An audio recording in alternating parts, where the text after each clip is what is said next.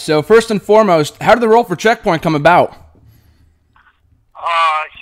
A number of people approached me with it. Thomas Churchill ultimately got in contact with me and put it across my bow, and I read it. It interested me and surprised me and intrigued me, and hence I made the phone call and committed. So over the past 15 years, you've done several movies, including Ready to Rumble, Half Past Dead 2, most notably The Longest Yard. What did you learn from doing those movies that helped you film when you were filming for Checkpoint? Oh God, the best advice that I was ever given was by Burt Reynolds. It was on the set of The Longest Yard after I was in my trailer for probably 6 hours. He looks at me and he says, "Are you all right, kid?" And I said, "No, I mean, these guys no respect at all. They don't tell you what's going on." And he puts his hand on my shoulder and he looks at me and he goes, "Kid, they paid me to sit in the trailer and I act for free." So if there's anything that I've ever acquired through the movie business as far as advice, it is that and what's his name told me to never trust my agent a couple years ago, but which is a funny one. But patience, I think, is the biggest factor in dealing with a large movie production, or any movie production, whether it's small budget, large budget. And patience. At the end of the day, everybody's working towards a common goal to entertain, and in this case, raise people's awareness, more so than anything. So I wouldn't say I'm a seasoned actor by any stretch of the imagination. It's something that I do every once in a while, and this opportunity gives me a huge chance to thank the men and women who protect our freedom. I mean, I was at the 240th anniversary of the Marine Corps. Was at the Wounded Warrior West Battalion Ball 3 nights ago, and shaking their hands and saying thank you is one thing, but being able to positively portray them in a movie or change public perception or help in their fight, those are things that I value very much so, and that you can never thank them enough.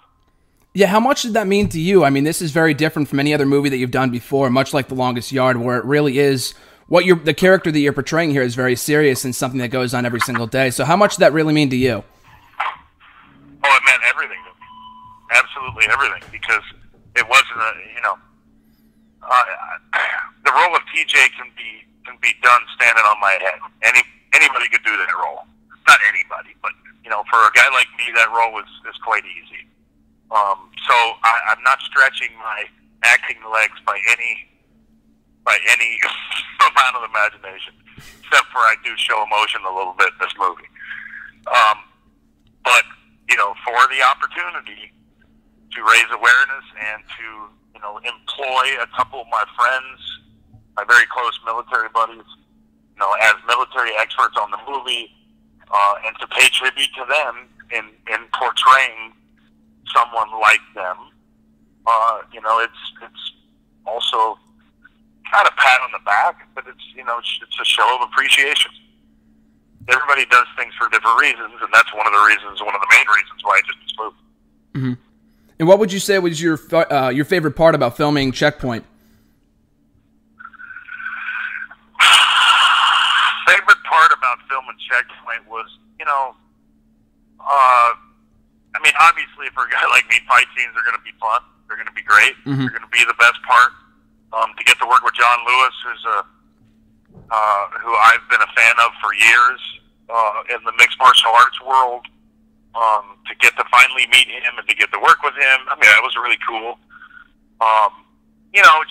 Just to get at the end of the day, it was a great cast of characters, and to be able to hang out in North Carolina for a little bit, get a little bit of another taste of the South for 3 weeks, and get to rub shoulders with these people, then it was a wonderful experience. It really was. And at the end of the day, it's a group of veterans, not just in the movie, but the guys putting this movie together.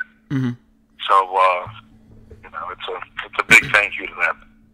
And other than your role in the movie, what do you think wrestling fans of yours will enjoy the most about Checkpoint, about checking it out? What do you think followers of yours from both wrestling and from your past movies will like the most about the movie? I think it's reality, man. I mean, I think in this day and age, in the time that we live in, there is nothing far-fetched about what's going on in this movie by any stretch of the imagination. Mm-hmm. And it's not meant to scare anybody by any means, but it's meant to raise awareness. It's meant to tap someone on the shoulder and say, you know what, turn around because this could be happening right in your backyard. And also, what do you think? I mean, there's been a lot of discussion in past wrestlers who have done movies and stuff like that, the similarities between wrestling and acting. I mean, on the surface, it looks like there are similarities, but then you hear from other people that there aren't. So can you clear the air here? What do you think the similarities and differences are between being a wrestler and acting, so to speak, and then doing acting and filming movies? Were there a lot of similarities? Were there a lot of things in common? There's a lot in common. I mean, being a professional wrestler surely prepares you for any acting role in that we have to act, on live television. So there's a lot of pressure put there. Anytime you're able to get in front of a camera and have them yell cut and, you reshoot the scene, fuck, I mean, are you kidding me? That's a huge advantage. So, I mean, compared to what we do or what these guys do, twice a week, 3 days a week, it's a walk in the park. Mm-hmm. As far as physicality, as far as fight scenes, we're no different. And in some cases, we're even better than stunt coordinators. And also, you get the best bang for the buck because you also get an actor and a stuntman at the same time. Mm-hmm. Yeah, because it's a lot different, of course, when you go from, doing live shots on Raw and stuff like that, just one take and that's it, and then going to film a movie where you have many shots to do it over if you get something wrong. Of course, that process... Absolutely. Therefore, you can perfect it. I mean, mm-hmm. At the end of the day, the finished product should be absolutely outstanding if you have guys like us mm-hmm. involved in it, in that I'm not patting us on the back, but that's what we do. Mm-hmm. And of course... they shouldn't be surprised or amazed at the ability for us to do fight scenes and or stunts because that's what we do. Mm-hmm. And also, how does someone like The Rock, who has gone above and beyond in the movie world in the last 10, 15 years, how does someone like him aspire you to keep on doing movies and to find bigger roles and stuff like that going forward?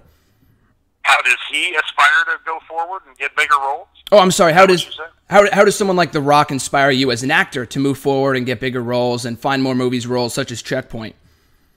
Oh, I love Rock to death, man, but he doesn't inspire me as an actor. I mean, come on.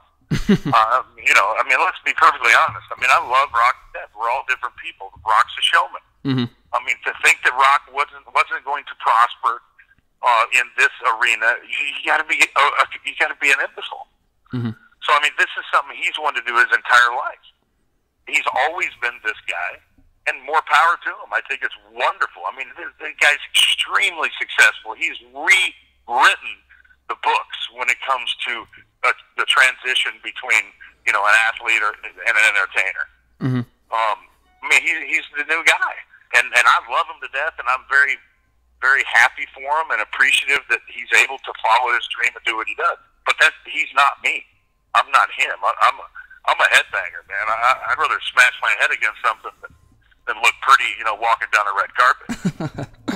I mean, it just is what it is. It's not good, bad, or indifferent. It's just we're two totally different people. Mm-hmm. And he inspires me in that he's a guy that's had a dream and that's done whatever he has to do to pursue it, perfect it, and be the best at it. And I value that. I appreciate that. But it does not inspire me to do anything. Mm-hmm. I mean, let's be perfectly clear here. I love and respect him, but I don't. Other people's actions like that don't give me like a glimmer of hope that I can do it. It's just, hey, man, if I want to do something, I'm going to do it. Period. End of story. Exactly. I put my mind to it. I'm going to do it, and it's great that people have treaded the, have paved the way for us. Like Arnold, Jesse and stuff like that. We're all different guys. I mean, he's aspired to do this his entire life, and me, I just want to sit on my ranch. I just want to chill, man. I just want to work on cars. That's all I want to do. I got a car show. We're going to North Carolina in 2 weeks. You know, we're shooting another show. Hopefully we'll get it out on Vista here next year. I mean, that to me is awesome. That's as good as any big action movie because I get to do what I want. I get to hang out with my family. I get to drive fast cars. And that makes me happy. You know, got to do a movie here and there. And, you know, I'm more like Austin than I am Rock. Rock, excuse me, in that respect. So kind of on that same subject, how does it feel? Do you enjoy kind of picking your spots and kind of doing this movie than kind of spending time with your family and spending time at home as opposed to being on the road every day, all year long? Do you kind of prefer that lifestyle over the one that you previously had? Well, I'd say that's an absolute understatement, and we all do what we can do. Hold on a second. We all sacrifice and we do what we have to do throughout our lives to attain the goal that we set. Sometimes, most of the time, and a lot of the time, that goal changes. But at the end of the day, I wanted to be a professional football player. I wanted professional football to help me live that life that I always wanted to live, and which was sit back and relax, have a bunch of animals, have a great family, and just do whatever the hell I want. I'm getting ready to go to the grocery store and buy 50 to 100 pounds of meat that I'm going to smoke for Thanksgiving. You know, I'll be sitting out on the back deck drinking a case of beer. You know, for me, that's life. That's awesome. I'm with my family. I get to hang out, do whatever I want, eat some good food. You know, I don't need the jet set LA life. I live an hour and a half from there, and if I want it, I can get it. You know, but I don't. That's not my ultimate goal. Someone such as a Brock Lesnar as well kind of has done that over the last couple of years since coming back to the company. He's done a very a part-time deal, kind of picking his spots. Do you think someone like a deal like that works for him? Like of someone who, of course, you've worked with dating back to WrestleMania 20. Do you think a deal like that works for someone like him, a big money player that can kind of pick his spots? Absolutely. I think it's brilliant. You know, if there was one thing I learned from Hulk Hogan, it was less is more in the wrestling world. If you overexpose yourself, people don't want to see it. So you got to make the people pay, you know, or you got to pick your spots for the people to see the big boys, you know, or they're not big boys. You don't set them up on that pedestal if you see them every flipping day. You know, there's nothing special about it. Brock didn't invent that spot, but he sure reinvented it. Yeah, it's a huge big money player. Brilliant. It's perfect, absolutely perfect for him. Perfect. And I love Brock to death, man. He's my best friend, you know, up in that business. You know, he and I see eye to eye. We don't have to talk every day. We know what each other's thinking. We are the same person in a lot of ways. You know, and I don't eloquate a lot of the wrestling business to him by any stretch. We really never talk about it. We always talk about hanging heads, fighting, and fast cars. So. Of course, also on that subject, speaking of Brock Lesnar, I mean, you mentioned that you guys are very good friends, and this is kind of an unrelated note, but do you feel like he was the right guy to break the Undertaker's streak? I mean, he feels like he would have been the perfect fit, but what are your thoughts on that? Who else is going to break it? Who else legitimately is going to break one of the most famous people who have ever stepped in a wrestling ring? If there's anybody that ever was worthy of it, Brock Lesnar's the guy. He's an above and beyond superstar, of course, but kind of in between your gigs of acting and everything else that you're doing at the moment, you made an appearance at Legends of Wrestling a couple months ago at Citi Field. Did getting back in the ring and delivering your finisher, the jackhammer to Scott Steiner in the middle of the ring, kind of reignite your passion for wrestling by any chance? Always, man. Every time I walk down the street and somebody says, "Hey, when you get back in the ring," or "Hey, we loved what you did," you know, I mean, it's really awesome for me. You know, but then you look at the reality of it. Hey, man, I own part of the Legends of Wrestling. The reason why I show up there and I do the things that I do from time to time physically is because if there's ever a venue where I can do it, it's a place where I control it. You know, I've said that in the past. And, you know, these are fun shows. They're family-oriented shows. It's not a huge stage by any stretch of the imagination, but that's not the point. The point here is to the people that attend these shows are going to get something completely special and unique. So, hey, the jackhammer, I had no idea I was going to do that. We just did that on the fly. Mm-hmm. Yeah, absolutely. Just did it on the fly. Well, 48 years old, I don't know too many people who can lift our boy, at 320 after not doing the jackhammer for 11 years. So yes, there was a little bit of enthusiasm going on there, and it was fun, man. I loved running over Steiner. That was a lot of fun too. Yeah, I was going to say, I was at that show, the Legends of Wrestling show at Citi Field a couple months ago back in June. Great show, went off without a hitch. But yeah, that was your first jackhammer in 11 years. How did that feel, being able to bust that out on Scott Steiner, basically out of nowhere? Was that an audible? Is that something you guys just did on the fly? What's his name? I can't remember his name.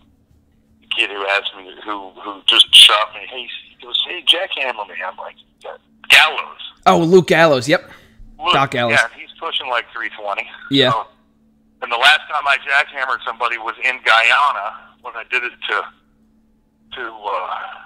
him just for fun. Mm-hmm.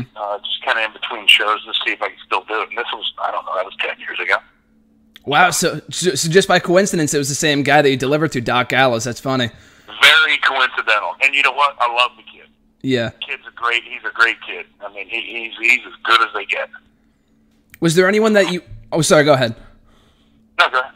No, I was just going to say, was there anyone on that show on Legends of Wrestling that you either that worked on the show or just in the business in general? Do you feel like can be a big money player like yourself or Brock Lesnar or Undertaker, or just someone be a big-time player that you've seen nowadays, a former football player like yourself, like Roman Reigns? Does anyone on the circuit today kind of stand out in being a big money player in the future in the wrestling business? Yeah, I'm the wrong guy to ask with that, man, because I don't know the scene by any stretch. I don't know who the new hot guys are. Mm-hmm. I would I have no idea. Oh, but even regardless, though, I mean, moving forward, I mean, WWE has their WrestleMania show coming up in April, and they're trying to load the lineup as much as possible. I know you've had interactions with Stone Cold, not about WrestleMania, but you guys are good friends, and you've had a lot of back and forth in recent weeks. Do you feel like, with their trying to load the card, they're trying to load 100,000 people into that AT&T Stadium in Arlington? First of all, do you think that's a realistic goal to fill that 100,000 people? Do you think they'll be able to do it? I think it's realistic. I don't know in this day and age. With the landscape of the talent that they have and the ability to bring other people in if they can do it. But I think it's attainable. No question. I mean, it's something I'm sure Ronda Rousey is going to do something with it, or Ali Ali. God only knows how they're going to do this. But I mean, who knows, man? It's almost December. Nobody's contacting me, and even not to say that I'd even do anything if they did. So, who knows? I don't foresee myself there by any stretch. Mm-hmm. Well, of course, I mean, if you were to have one more match, whether it be for WWE or elsewhere, whether it be for Legends of Wrestling or whatever, who would be your ultimate dream opponent? If you could work anyone, say Brock Lesnar worked Legends of Wrestling, would you be able to work him or anyone that you wish? It'd be Austin, man. I mean, there's no question. Mm-hmm. No question. People would die for that match. He's a buddy of mine. No, I'm not going to say he's an idol of mine. Mm-hmm. He's a guy that I very much respect because of what he's done and who he is. I don't care how talented you are in any field. If you're not a good person, I ain't going to respect you. Mm-hmm. And he's a good guy.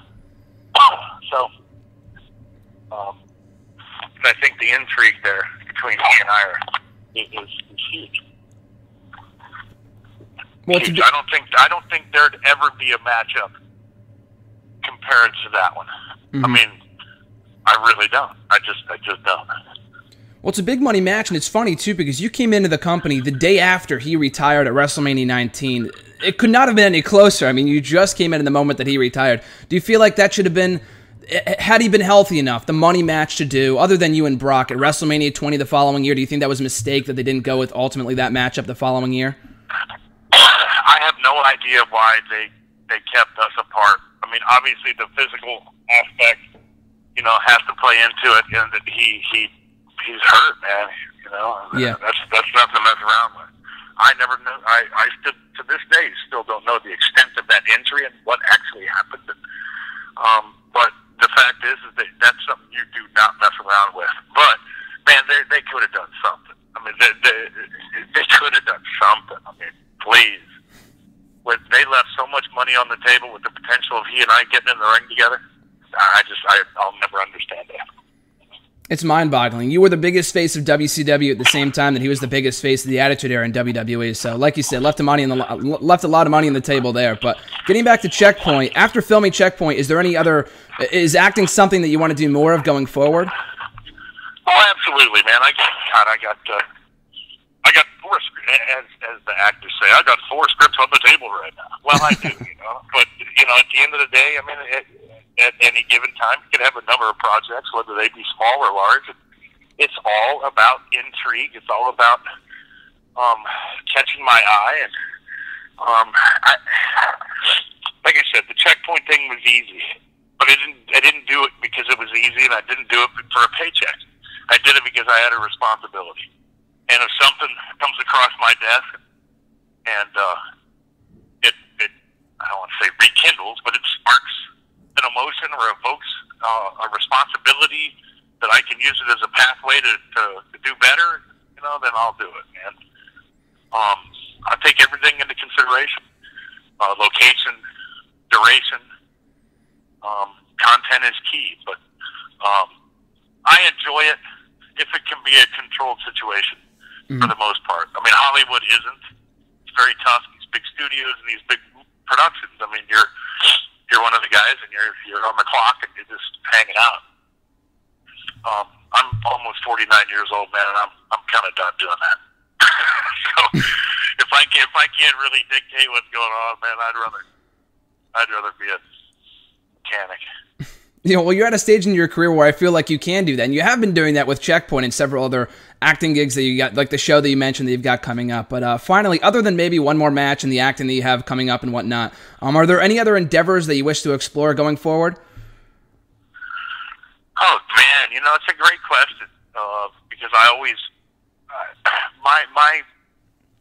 I think human value is based upon reinvention, is based upon drive. It's based upon a lot of things, but you're not spinning your wheels doing the same thing all the time. And what I want to do next, man, I really have no idea. I really don't. You aspire to be a lot of things. You aspire to do a lot of things, and I've been a lot, and I've done a lot, and I truly just want to be the best father and the best husband that I could be the rest of my life, and that's the role that I want to lead. And, maybe I can pick some acting roles up to make me be a better guy at both of those. I don't know. Hey, I'd love to do a Twins, or I'd love to do a Kindergarten Cop. I'd love to do some kind of stuff like that. So, who knows, man? Yeah, you never know what the future holds. Looking forward to seeing what else you do in the future. But you guys can check out Checkpoint in theaters Memorial Day weekend 2016. Bill, thanks so much for your time. I appreciate it, man. Pleasure, brother.